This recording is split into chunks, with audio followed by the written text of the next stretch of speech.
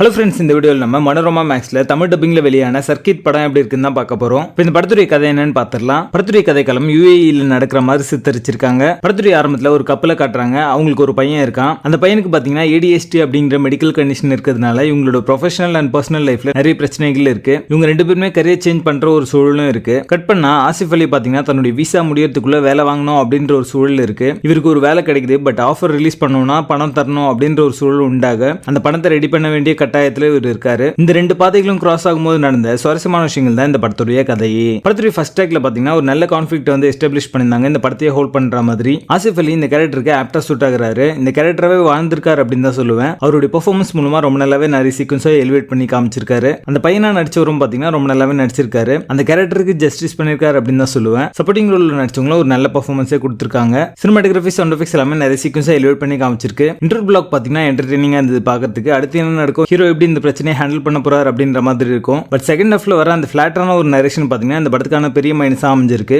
படத்தை முடிச்ச விதமும் பாத்தீங்கன்னா பெருசா வந்து இன்ட்ரெஸ்டிங்கா முடிக்கல அப்படின்னு தான் சொல்லுவேன். ஹீரோவுக்கும் அந்த பையனுக்கும் இருக்கிற அந்த பாண்டிங் சீக்வன்ஸ்லாம் இன்னும் கொஞ்சம் பெட்டரா ஸ்ட்ரெச் பண்ணிருக்கலாம் அப்படிங்கிற மாதிரி தோணுச்சு. செகண்ட் ஹாஃப்ல குறைவான கண்டென்ட் வச்சு ஸ்ட்ரெச் பண்ணி சொன்ன ஒரு ஃபீல் தான் இருக்கு. படத்துடைய பேசிங் ஆவரேஜா இருக்கும். மொத்தத்தில் இது ஒரு ஒன் டைம் வாட்சபிள் மூவியா வந்திருக்கு. படத்துல அடர் கண்டென்ட் இல்ல. இந்த படத்தை நீங்க ஃபேமிலியோட பார்க்கலாம். சர்க்கிட் படத்துக்கு எங்களோட ரேட்டிங் 5.5 out of 10.